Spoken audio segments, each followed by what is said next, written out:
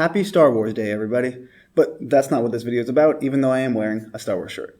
What I want to talk about is this story. We're looking at this from the New York Post, even though it was reported on by a lot of news outlets yesterday. And this is that one of the jurors in the George Floyd case, or the Derek Chauvin Trial, I suppose, that there was a picture of him last year with a Black Lives Matter t-shirt at one of the Black Lives Matter marches. Now, maybe this initially doesn't seem like it's any big deal because he can do what he wants, he can protest, and that's certainly legal. The problem is that it shows he's probably not an impartial juror, which he was supposed to be. So let's see what's going on in this story. You can see right here, this is the guy in question. His name is Brandon Mitchell, and he was, as I said, a juror for the Derek Chauvin Trial. He has a BLM t-shirt where it has a picture of Martin Luther King Jr., and it says, essentially, get your knee off our necks. Now, I repeat that he can protest if he wants. If he didn't break the law, that's completely fine. It's within his First Amendment rights. The problem is it shows he's not impartial. And when you're doing a selection of your peers, when you're trying to get jurors, you need to try and get impartiality. Now, it's probably impossible to do that completely, but when there's a picture of this guy last year wearing this t-shirt, I think it clearly shows he's not impartial, and that is just going to bring another issue or another reason to try and appeal this conviction. But before we go any further, if you like fact-based content like this, make sure you subscribe and hit the notification bell. And while you're at it, leave a like and a comment down below as well. So he did an interview yesterday talking about this, and he said that it had nothing to do with George Floyd, that he was just going to DC because he'd never done it before, and it was commemorating Martin Luther King's 1963 speech, which sounds fine. The problem is, again, when you look at his shirt, it says, get your knee off our necks, which is in direct reference to George Floyd. And if you look up this particular protest, as I did here on Wikipedia, you can see that families of George Floyd spoke at this protest. So are you going to tell me it had nothing to do with George Floyd when you're wearing a shirt that says, get your knee off our necks, and relatives of George Floyd spoke at that protest? It obviously did have to do with George Floyd. Your t-shirt makes that clear. So let's just keep going. So the reason that this is an issue is because during the selection process, the jurors are required to answer a questionnaire, including questions about participation in demonstration and protests.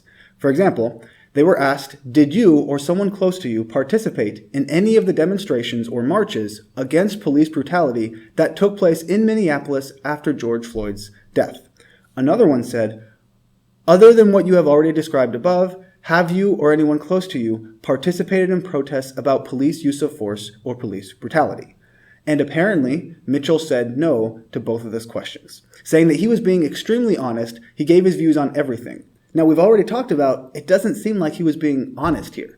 If you are protesting and you have a shirt that says, get your knee off our necks, that is evidently in protest of what happened to George Floyd. And again, you had people like relatives of George Floyd and relatives of Breonna Taylor talking at this protest. So of course it had to do with police brutality and Black Lives Matter. It certainly did. To pretend it didn't is kind of insane. This is why a jury consultant told the Washington Post that his questionnaire could lead to an appeal by Chauvin's attorney. Now, regardless how you feel about the Derek Chauvin conviction in the first place, I think we all should be able to agree that there are plenty of issues with how the trial went down. And these issues could certainly lead to an appeal. Let's consider the fact that, first off, the trial was held in Minneapolis. It was virtually impossible to get impartial jurors from Minneapolis when they just saw their city burn last year. Like, it's ridiculous that it wasn't changed to a different location. We can also consider the fact that the jurors were not sequestered.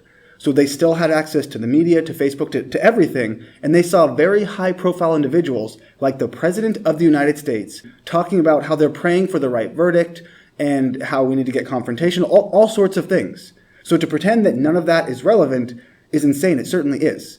And now we have that one of the jurors effectively lied about participating in a Black Lives Matter protest. And again, he can protest, that's fine, but it should have excluded him from the jury because he was not impartial. There is no way you can look at this and say he was being an impartial juror because he obviously wasn't. He was protesting in favor of George Floyd, which means he already had his mind set and the evidence was irrelevant.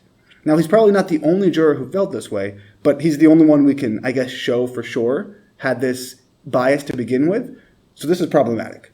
I think that it's very likely that there's going to be an appeal process for this trial because there are so many issues with it that I can see. Even if you like the conviction itself, I just don't know if it's going to stick because of all these problems we have. So a civil rights attorney for the Washington Post said that this is undeniably suggestive of possible bias in this juror, which is obviously true. And he says they're going to need to do a review of all of the evidence to determine if Mitchell lied or failed to provide complete answers on whether he has engaged in public activism. And if it's determined that he did, the question then becomes whether this lack of candor violated Mr. Chauvin's right to a fair trial. So this, I think, is a pretty big deal. And maybe nothing will come of it. We'll see if they do more investigation, if they find anything more. But I'd be surprised if other jurors hadn't participated in these protests over summer, because there were literally tens of millions of people who participated, and we now know that at least one of the jurors did as well. And that's not really impartial. As always, thank you for watching, sharing, and subscribing. And don't forget to leave a comment down below. I'll see you next time.